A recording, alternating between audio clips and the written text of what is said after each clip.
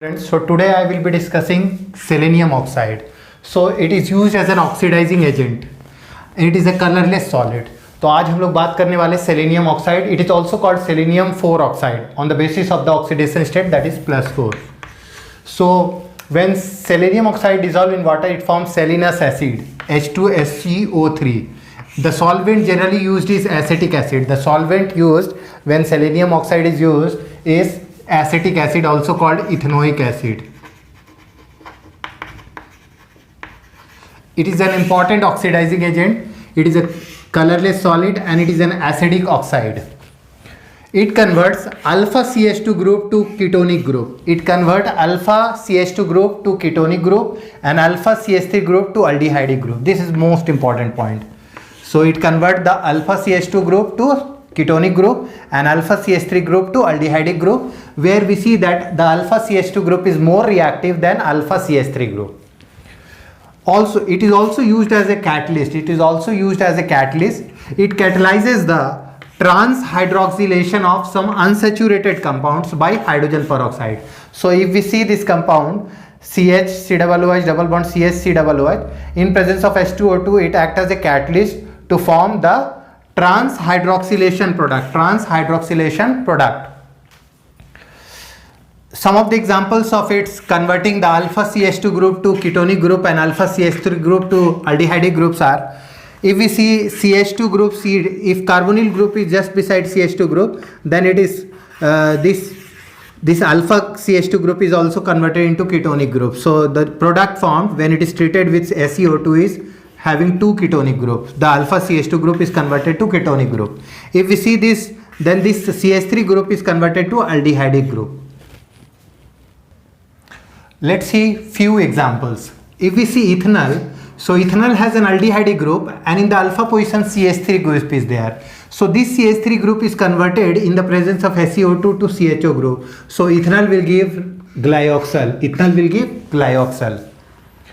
If we see propanone has 2 alpha, so only one of them will be converted into aldehydic group because it is CH3 group, so it will be converted into CHO. So propanone will give 2-oxopropanol.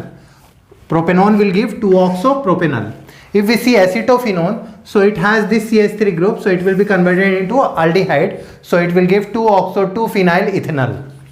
If we see alpha picoline, so this CH3 group will be converted into aldehyde group, so it will form alpha picolinic aldehyde.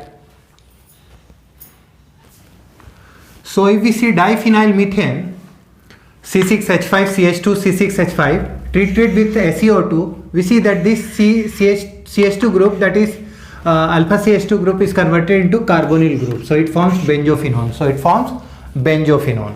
If we take cyclohexanone, so here is the alpha CH2 group, here is also the alpha CH2 group, so any of these two group will be converted into a ketonic group, so it will form cyclohexane 1,2-dione.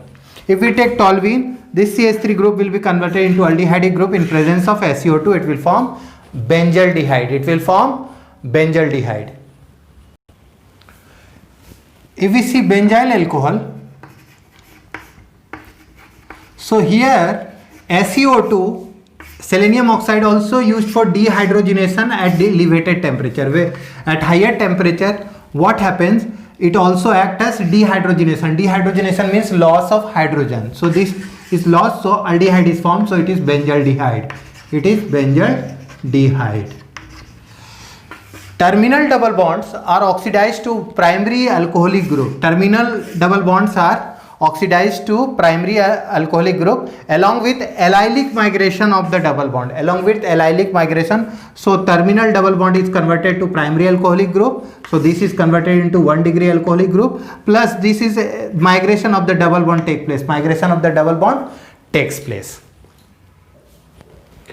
Now SeO2 is also employed in the allylic oxidation of alkene. So it is also employed in the allylic oxidation of alkene to give allylic alcohol, which can further be oxidized to aldehydes or ketone.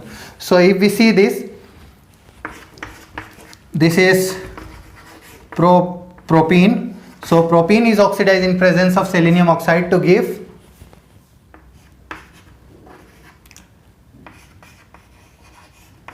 prop 2-enol.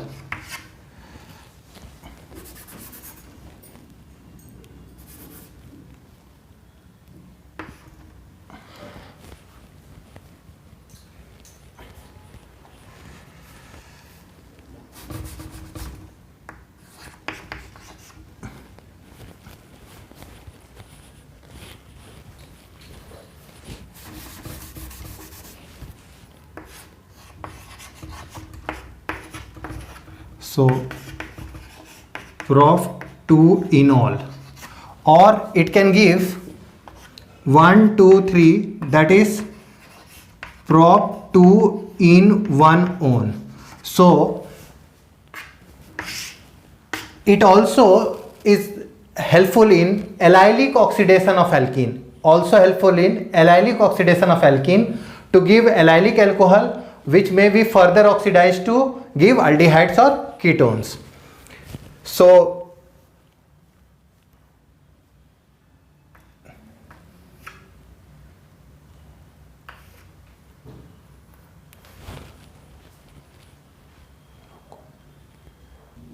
SeO2 is also employed in the allylic oxidation of alkene to give allylic alcohol, which may be further oxidized to aldehydes or ketones. So if we take this example, then 1, 2, 3, it is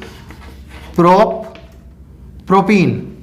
So propene, when treated with SeO2, give 1, 2, 3 prop 2-in-1-ol, or we can write prop 2-enol, which is further oxidized to give 1, 2, 3, that is prop 2-enol. So allylic oxidation of alkene also take place in presence of SeO2. So this was the role of SeO2, and it is an important oxidizing agent. But one thing, student, you must keep in mind that SeO2 is poisonous in nature. So we have to handle it very properly, otherwise some problems may happen to us in the lab. So it is always used in catalytic amount. Thank you so much.